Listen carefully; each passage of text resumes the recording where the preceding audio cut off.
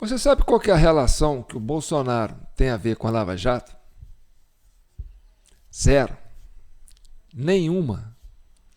Nem antes, nem durante, nem depois.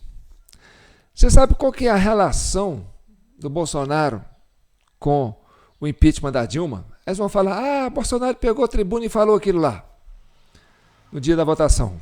Tá, mas ele só fez isso.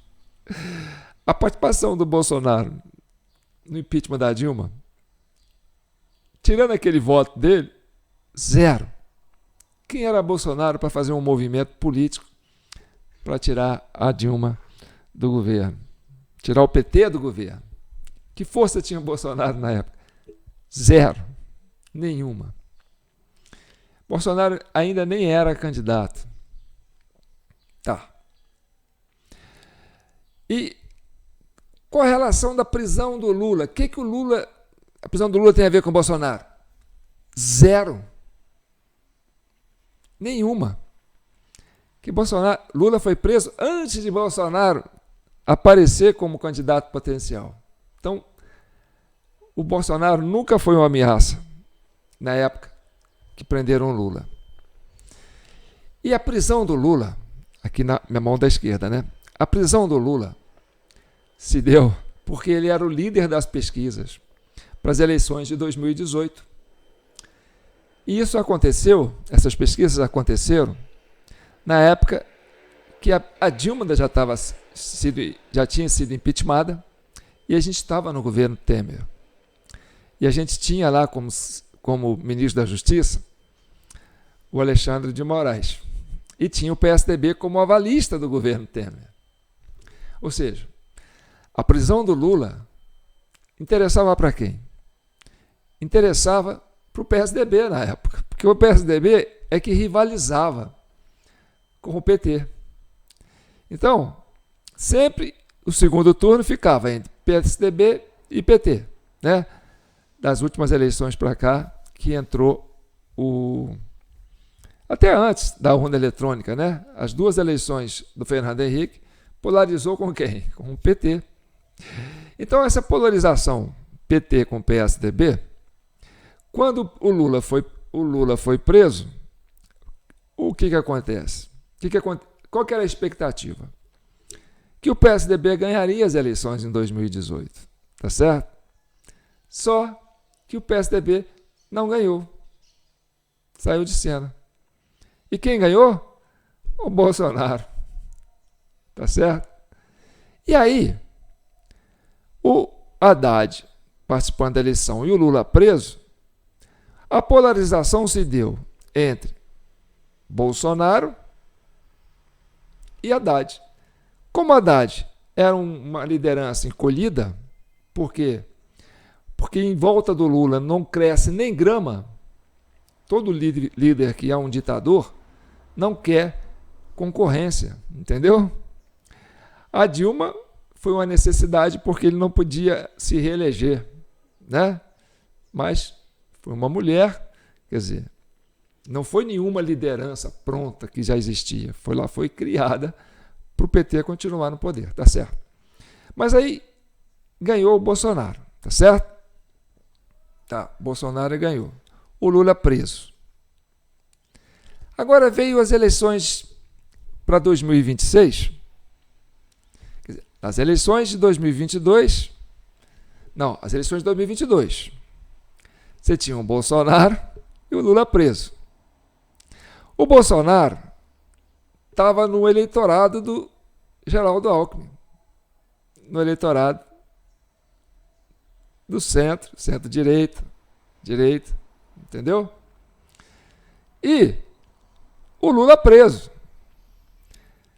O Alckmin jamais ia ser identificado como um candidato de esquerda para enfrentar um Bolsonaro, que navegava no eleitorado do Alckmin. O Alckmin não conseguiria navegar no eleitorado do Lula. Tá certo? Então foi preciso fazer o quê? O Bolsonaro concorrendo à reeleição, foi preciso soltar o Lula e o Alckmin entrar de vice do Lula para poder concorrer com o Bolsonaro. Tá certo? Aí o Alckmin sai do PSDB, vai para um partido mais de esquerda, que é o PSB, e entra de vice do Lula.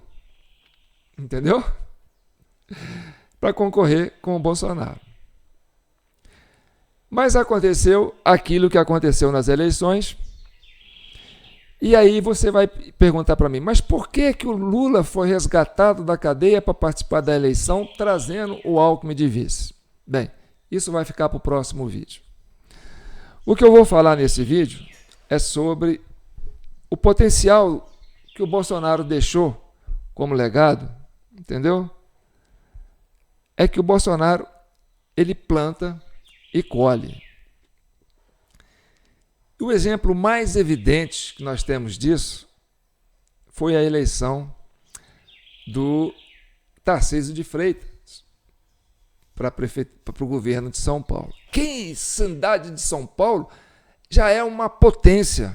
O estado de São Paulo é uma superpotência. É uma França dentro do Brasil. O Lula fazia campanha na época, né, nas eleições de 2022, falando assim: precisamos ganhar no Brasil e em São Paulo para fazer isso e aquilo. Só que o Bolsonaro falou: o candidato nosso em São Paulo é o Tarcísio. E aí, meu amigo, não adiantou esquemão.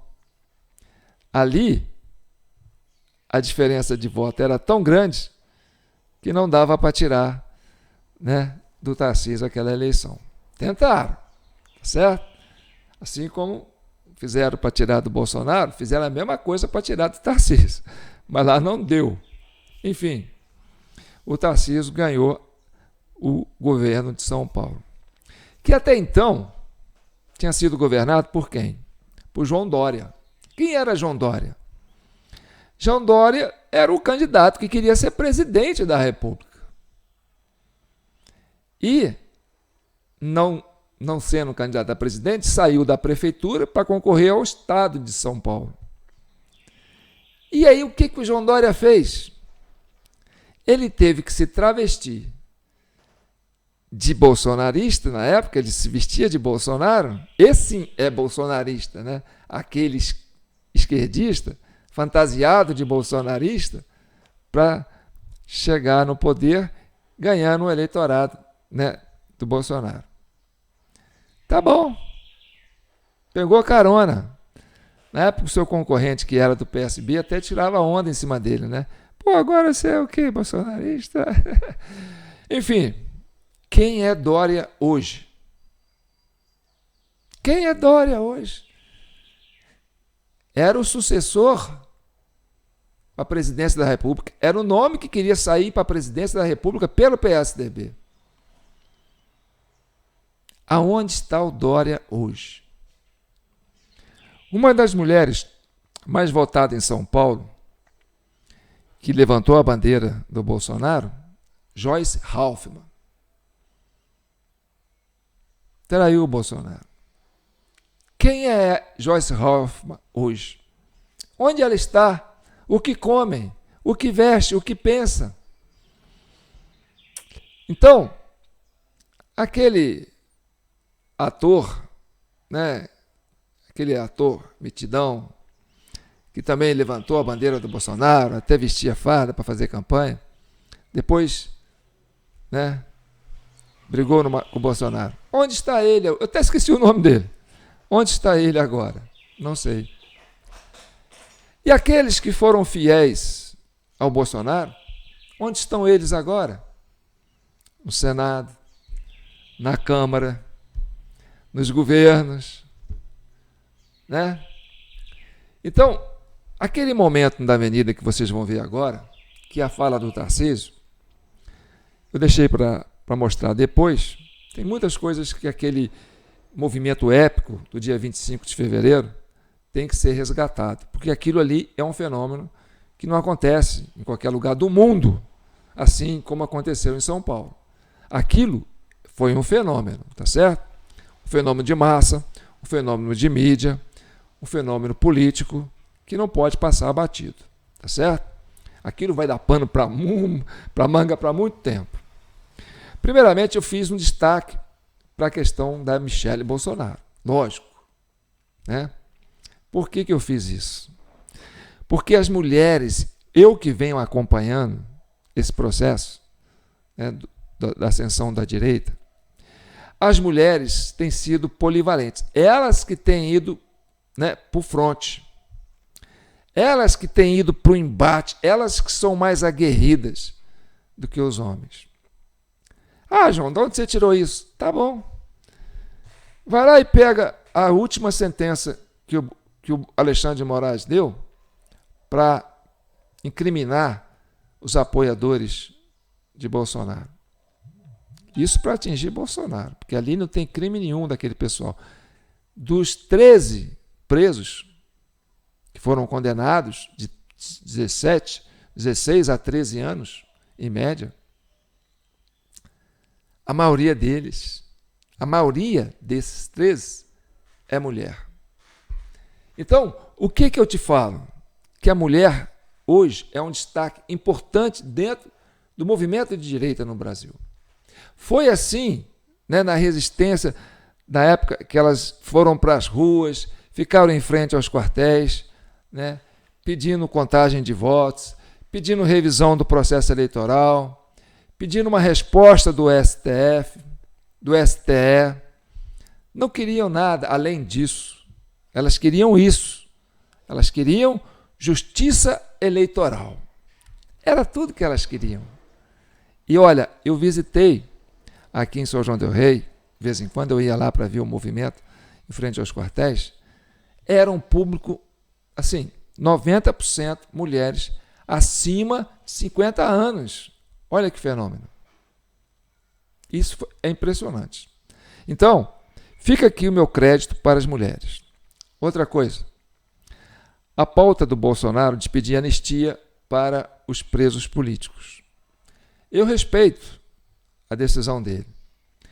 O que ele quer mostrar é que ele baixou a guarda. Ele já falou, olha, vou apagar o que aconteceu nas eleições. Ele sabe o que aconteceu nas eleições.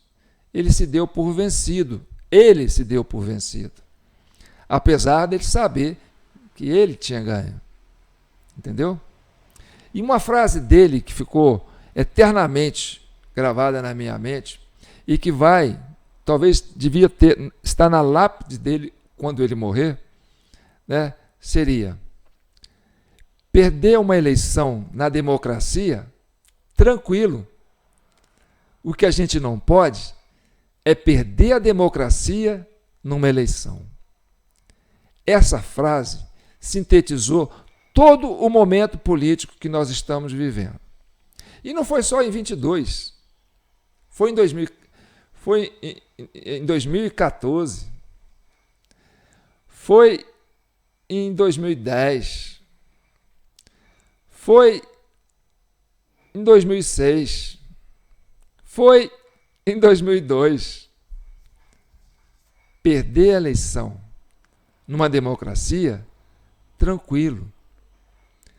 Perder a democracia numa eleição é que é triste. E isso vem acontecendo há quase 2 décadas, ou 2 décadas. Tá, mas isso não é o caso. O caso é que nós estamos recuperando, né, a musculatura para trazer a democracia de volta nesse país. O povo acordou para esse momento, tá certo? E ele vem aos poucos. Então você tem do lado o Lula e você tem do outro lado o Lula e o Bolsonaro, tá certo?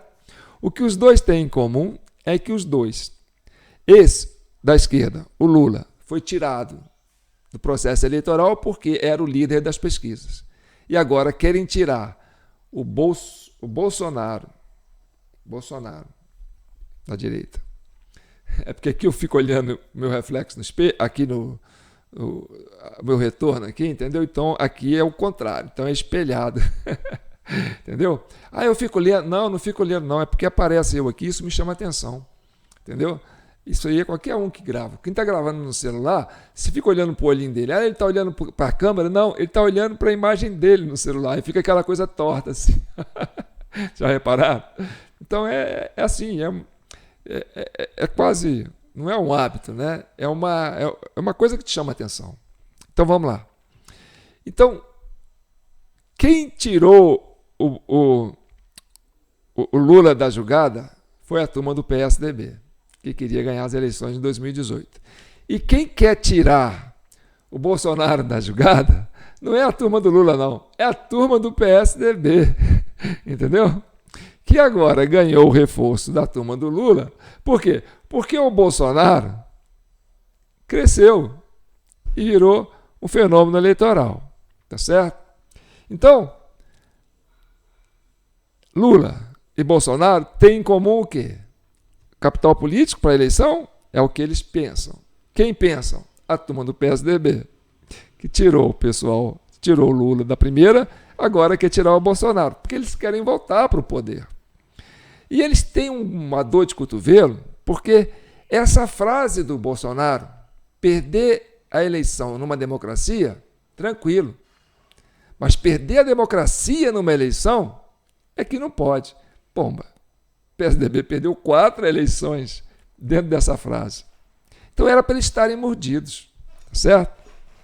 E aí a gente entende. Aqui eu estou sendo solidário, né? Estou sendo empático com essa turma do PSDB, tá certo? E aí, depois eu explico essa volta do Lula. Mas agora, isso vai ser para o próximo vídeo. Agora eu quero falar da intensidade que é o apoio do Bolsonaro hoje. Nós estamos numa eleição para prefeito. E a preocupação dessa turma que prendeu o Lula na época, agora que prendeu o Bolsonaro, é por causa esse capital político que antes o PSDB detinha no Brasil inteiro, começou a minguar, ficou São Paulo, Minas, um pouco Paraná, depois foi caindo, e agora nem São Paulo, nem Minas, nem Rio de Janeiro, nem Paraná, nem Santa Catarina, lá no Rio Grande do Sul, e olhe lá, e pronto, Bolsonaro tomou conta desse eleitorado. Então o Centrão, que hoje quer fazer prefeitura, quer dorizar, né? João Dorizar, Joyce Hoffmar, precisa acordar para isso. Porque quando Lula foi preso, o que tinha na época? Né? Tinha a questão da Lava Jato, que pegou aquelas denúncias todas e tal, e aí a população ficou indignada. Falou, não, então vamos prender o Lula que a população está com a gente. Já agora não é isso. A história do Bolsonaro é outra. Vamos prender o Bolsonaro porque a população está com a gente? Não. A população está com o Bolsonaro. Então, é uma história totalmente diferente daquela prisão do Lula. Tá certo? E outra coisa, o Lula tinha crime mesmo, né? Teve que devolver dinheiro. E não foi dinheiro, não. Foram milhões, bilhões de dinheiros devolvidos. Então, você tinha prova material do crime. Ah, mas o julgamento foi suspeito? Não sei. Se você tem a prova material do crime, você tem um crime. Ponto. Tá certo? Agora o Bolsonaro é cartão de vacina. É tentativa de golpe. Ou seja, tentar, né, pensar, que ele nem tentou, né? Porque para você tentar, você tem que começar a executar, né? Se ele nem começou, ele nem tentou. Ah, ele pensou. Ah, pensar. Desde quando que pensar é crime? Fala sério, meu Brasil. Então vamos escutar a fala desse governador de São Paulo, dessa França brasileira, porque São Paulo é uma França, tá certo? A capital de São Paulo tem a maior frota de helicóptero do mundo. São Paulo, né? Essa distorção que você fala, o Nordeste é aquilo, mas São Paulo é isso. né? O Nordeste é aquilo, pergunta para o PT, porque o PT sempre governou São Paulo há mais de 20 anos. Né? Quer dizer, sempre governou o Nordeste há mais de 20 anos. Você pergunta lá, né, como é que é lá. Agora, o São Paulo, não. São Paulo foi, né, quase 20 anos na mão do PSDB e agora está na mão da direita. O São Paulo, a capital de São Paulo, o estado de São Paulo, é um estado que tem um eleitorado de direita. E contamina o Sul também, que tem esse de direita. E contamina também o Centro-Oeste, que é o agronegócio, que também tem uma visão de direita. E contamina Minas Gerais, porque Minas Gerais faz a leitura do Brasil, né? E ela percebe que esse volume de brasileiros que hoje se reverbera no Sul e Sudeste e Centro-Oeste, também começa a reverberar no Nordeste. Então Minas escuta o Brasil, ela sabe o que é isso. Então vamos escutar a participação do Tarcísio de Freitas, porque João Dória hoje é figurinha do passado, né? É história pré-histórica da política brasileira. Escutem o João Dória. Mas antes, vou me apresentar. Eu sou João Paulo Guimarães, estou falando direto de São João do Rei, a capital brasileira da liberdade, terra de Tancredo, terra de Tiradentes, Minas Gerais, um estado de espírito, libertas que será também.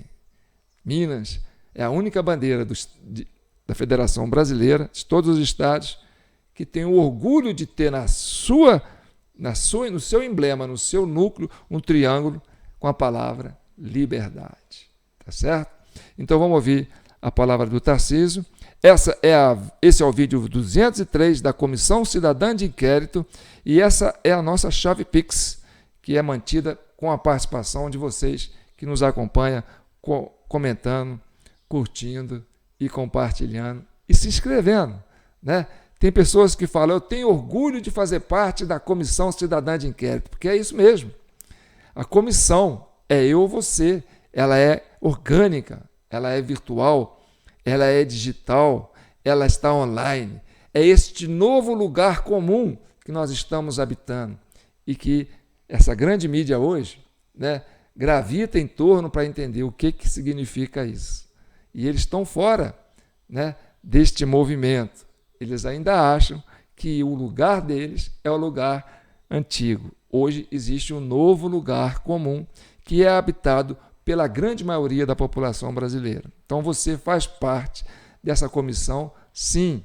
Você que comenta, até você que questiona, que é contra, você faz parte dessa comissão. Porque aqui nós somos a favor da liberdade, liberdade de opinião, liberdade de expressão. A gente não critica, não censura e não reprime aquele que pensa diferente. Aliás, ele até contribui para o nosso entendimento. Tá certo?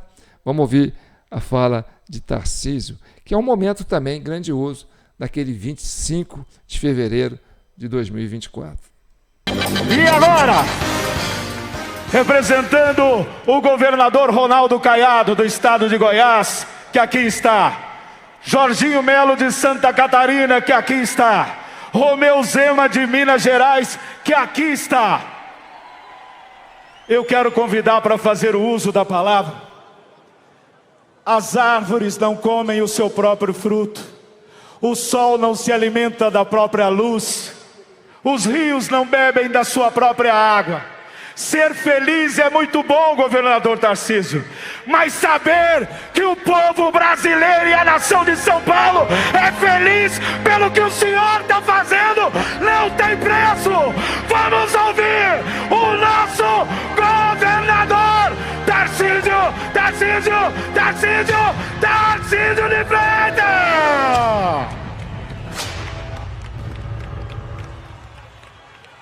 Boa tarde, São Paulo!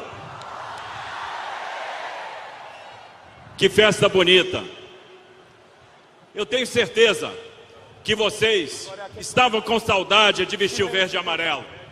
E nós estamos aqui para celebrar hoje o verde e amarelo, para celebrar hoje o amor ao nosso país, para celebrar hoje o Estado democrático de direito, para entender os seus desafios.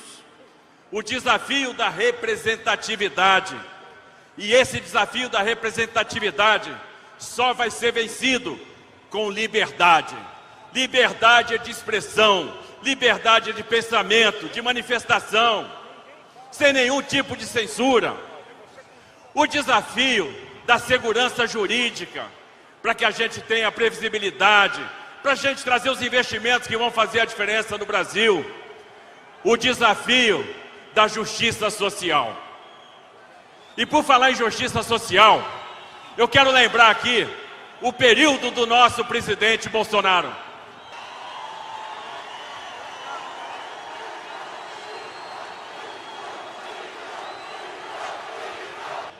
Quem eu era? Não era ninguém. E o presidente apostou em pessoas como eu, como tantos outros que surgiram, que tiveram posição de destaque, porque ele acreditou. Nunca pegou nada para si, nunca quis o crédito, sempre entregou o crédito para quem trabalhava com ele. E aí vamos lembrar das coisas que aconteceram nesse período. Quem lembra que a água chegou no Nordeste, que a água chegou no Ceará, que a água chegou em Pernambuco, que a água chegou em Oiticica, no Rio Grande do Norte? Quem lembra aí? Quem lembra que quando as pessoas passaram necessidade, veio o auxílio emergencial? Quando as empresas iam quebrar, veio o benefício emergencial? Veio o Pronamp, Jorginho? Quem lembra disso? Quem lembra da retomada do transporte ferroviário? Quem lembra das pontes? Quem lembra das rodovias? Quem lembra da imagem do presidente levando água, abrindo um poço com o Rogério Marinho e botando as crianças lá para pegar aquela água que eles não tinham? Quem lembra do marco do saneamento, que vai tirar tantas pessoas da chaga que é não ter o saneamento básico? Quem lembra dos quase 500 mil títulos de terra que foram entregues nesse período? Quem lembra do Pix? Quem usa o Pix aí? Quem usa o Pix? Isso mudou a vida das pessoas. E sem taxa. Sem taxa. Hoje o Brasil, a nossa economia anda por causa do Pix. Um presidente que abaixou imposto, aumentou a arrecadação e entregou o Brasil com superávit. Um presidente que só se preocupava com as pessoas. Eu estava na sala com o presidente e o Paulo Guedes, quando ele disse: se fecharem tudo, as pessoas não vão ter como viver. Precisamos bolar uma saída, precisamos de um auxílio. E quantas pessoas foram resgatadas? Quantas vezes ele entrou na casa das pessoas para abrir a geladeira, para ver o que as pessoas tinham?